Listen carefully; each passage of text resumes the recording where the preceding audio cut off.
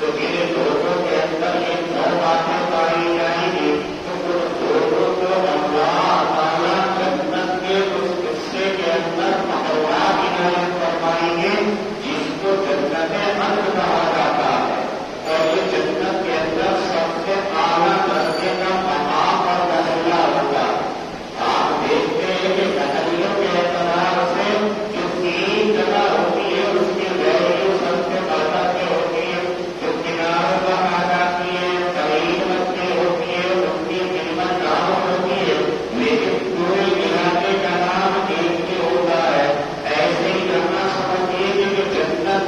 علاقے کا نام ہے، ساری کی ساری جنت اعلیٰ درجے کی ہے. ایسی جنت کے اللہ کے نبی علیہ الصلوۃ والسلام نے فرما دیا ما لا عین رأت ولا اذن سمعت ولا خطر علی قلب بشر، کہ نہ کسی کے آنکھ میں دیکھا ہے، نہ کسی کے کان میں سنا ہے، اور نہ کسی کے دل کے اوپر اس کا احساس گزرا ہے. ایسے عظیم ترین جنت ہے. لیکن اس جنت کے اندر کی جو درمیانی جنت ہے، سستی جنت ہے، اسی کو جنت حق کہا جاتا ہے، جو تمام جنت کا اعلیٰ درجے کا حصہ ہے. ایسی جگہ کے اندر اللہ رب العزت ان لوگوں کو ٹھکانا دیں گے، رہنے کو دیں گے جن کے اندر یہ جو صفات مقرر ذکر کی گئی ہے پائی جائے.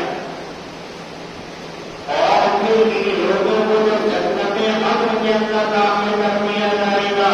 تو صرف انہی لوگوں کو نہیں رکھا جائے گا، بلکہ ان لوگوں کے ساتھ میں جنہوں نے اپنے اعمال کو درست کیا، ایسے لوگوں کو بھی اللہ تعالیٰ ان کی برکت سے جنت حق کے اندر ٹھکانا دیں گے. یعنی ان لوگوں کے آباء و اجداد میں سے جنہوں نے اعمال کی درستگی کری، ان کی بیویوں میں سے جنہوں نے اپنے اعمال کو صحیح کر لیا، ان کی اولاد میں سے جنہوں نے اپنے طریقے کو اپنے والدین کے تابع بنا کر کے ایمان کے اوپر زندگی گزاری، تو ان کے اگرچہ عمل ایسے کا ہو کہ انہیں درمیانی جنت دی جائے، لیکن ان لوگوں کی برکت کی وجہ سے اللہ تعالیٰ انہیں بھی جنت حق کے اندر جگہ عنایت فرمائیں گے. ہدایت کریمہ سے یہ معلوم ہوا کہ ہم اگر نماز پڑھتے ہیں، ہم اگر روزے رکھتے ہیں، ہم زکات کی ادائیگی کرتے ہیں، ہم نیک اور اچھے کام کرتے ہیں، لیکن ایسی عبادت ہماری نہیں جیسے متاجرین کی ہے، اہل اللہ کی ہے، علماء کی ہے، جو لوگ خانقاہ کے اندر اللہ کے اندر لگے رہتے ہیں، جو لوگ دنیا سے الگ الگ ہو کر کے اللہ تعالیٰ رسول کے اندر لگے رہتے ہیں، جو لوگ رات دن اللہ کی عبادت کے اندر لگے ہوئے ہیں. اگر ہم ان سے محبت کرتے ہیں، اگر ہم ان سے تعلق رکھتے ہیں، تو اس کا فائدہ یہ ہوگا کہ جب اللہ اہل اللہ کو ولی اللہ کو جنت حق کے اندر ٹھکانا دیں گے تو جو ان سے محبت کرنے والے ہیں اللہ انہیں بھی انہیں کے پاس میں جگہ عنایت کروائے. آپ نے دیکھا ہوگا کہ اگر امام صاحب کی کسی نے دعوت کرنی ہے اور عام دعوت بھی ہے تو دیکھا ہوگا امام کو اعلیٰ درجے کا کھانا کھلایا جاتا ہے اور عام لوگوں کو عام کھانا کھلایا جاتا ہے. لیکن اگر کوئی قابل ہے جو امام کی خدمت کرتا ہے، اگر کوئی آدمی ہے جو امام صاحب کے ساتھ رہتا ہے، تو وہ میزبان دعوت والا بھی اس آدمی کو امام کے پاس سے بلاتا، اسے عام دعوت کے اندر داخل نہیں کرتا ہے، بلکہ خاص دعوت کے اندر خاص دسترخوان کے اوپر اسے جگہ دیتا ہے. یہ دنیا والوں کا جب یہ حال ہے تو جو تمام سے دولت کے اکرام کرنے والا ہے، جو میزبان ہے اللہ رب العزت، جب وہ اہل اللہ کو جنت حق عنایت فرمائے گا تو ان سے جتنے محبت کرنے والے ہوں گے، تعلق رکھنے والے ہوں گے، ان کو بھی اللہ تعالیٰ جنت میں ٹھکانا عنایت فرمائیں گے. یہ وقت سلام ان آبائہم وازواجہم وذریاتہم، کہ جنہوں نے اعمال صالحہ کر لیے لیکن اس درجے تک نہیں پہنچ پائے ہیں، تو ان کی برکت کے ذریعے سے، ان کی محبت کے ذریعے سے ان کو بھی یہ ٹھکانا ملے گا. اور اس کا پتہ اس روایت سے بھی چلتا ہے کہ حضرت نبی اکرم صلی اللہ علیہ وسلم سے ایک شخص کے بارے میں شکایت کی گئی کہ یا رسول اللہ، وہ ہر نماز کے اندر سورہ اخلاص کو 3 مرتبہ پڑھتا ہے، جب بھی وہ نماز پڑھتا ہے تو اس وقت کے اندر ہر رکعت میں وہ 3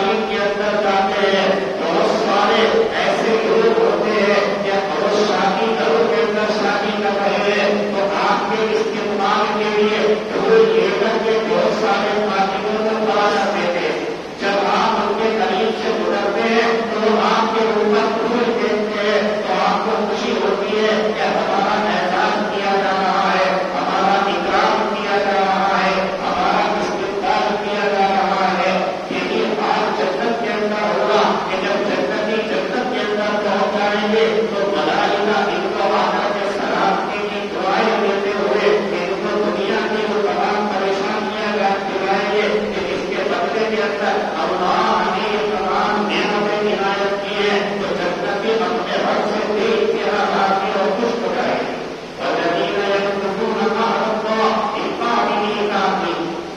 پاپا برداروں کے مقابلے کے اندر وہ جو نافرمان ہے قرآن کریم کا یہ مطلب اور منزلہ اقسام ہے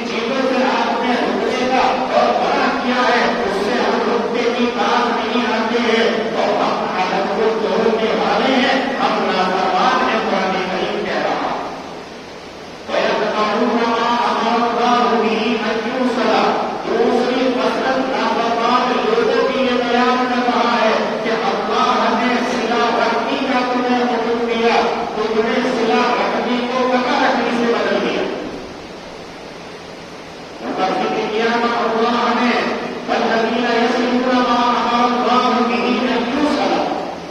جن کے لوگوں سے جوڑنے کا اللہ نے حکم دیا ان سے تعلق خوشگوار کرتے ہو، تعلق جوڑ کر کے رکھتے ہو تو فرما ہوگا،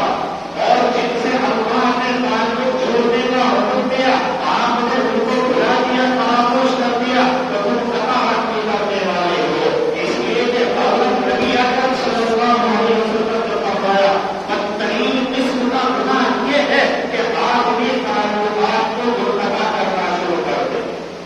آج دیکھیے سارے لوگ ایک چیز کا شکار ہے، بے برکتی کا۔ کروڑپتی ہے اس سے بھی پوچھو تو کہے گا برکت نہیں ہو رہی ہے، مجبور ہے اس سے بھی پوچھو تو کہتا ہے تو برکت نہیں ہو رہی ہے، تجارت کرنے والا میڈیم درجے کا ہے اس سے پوچھو تو وہ بھی کہتا ہے برکت نہیں ہو رہی ہے۔ حضرت امام مسلم رحمۃ اللہ علیہ نے روایت نقل کی ہے کہ حضور اکرم صلی اللہ علیہ وسلم نے فرمایا کہ اے لوگوں اگر تم اپنے برکت چاہتے ہو کاروبار کے اندر، اپنی روزی کے اندر برکت چاہتے ہو، اپنے آمدنی کے اندر برکت چاہتے ہو تو صلہ رحمی کو لازم کرو۔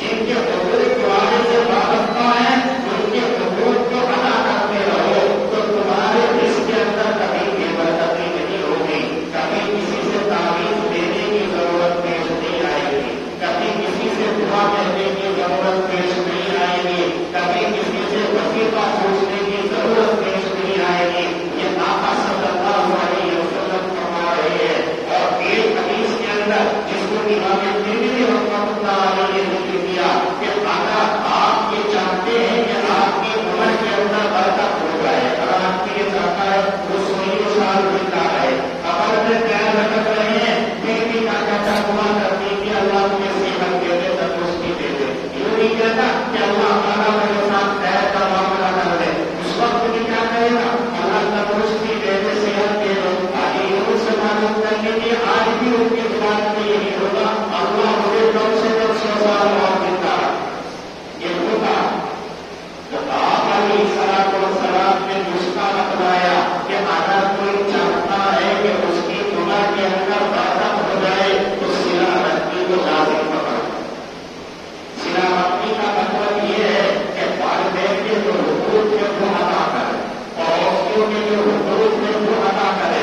سفارا کے ساتھ وکیل سفر کے جو حقوق ہیں وہ ادا کرے، نماز پڑھنے آئے مسجد کے اندر تو مختلف حضرات کے جو حقوق ہیں وہ ادا کرے، اپنی کسی حرکت سے کسی دیر سے کسی کو تکلیف نہ پہنچے، یہ ہے صلہ رحمی۔ صلہ رحمی یہ نہیں ہے کہ اگر ہماری انسان میں آپ کی دعوت کر دی تو بدلے میں آپ کو ان کی دعوت کر رہے ہو،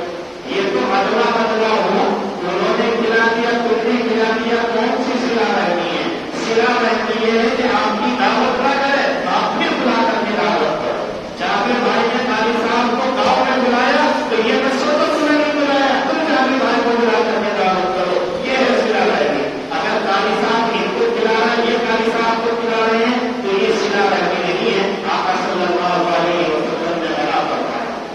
آج ہم نہیں کرتے ہیں، ہمارے گھر کے اندر کوئی آیا اس نے ہمارے بچے کو 10 روپے دیے تو ہم اس کے بچے کو 15 روپے دے رہے ہیں، اور اگر اس نے 10 روپے نہیں دیے تو جب اس نے نہیں دیے تو ہم بھی نہیں دیتے ہیں۔ یہ صلہ رحمی نہیں ہے، یہ قطع رحمی۔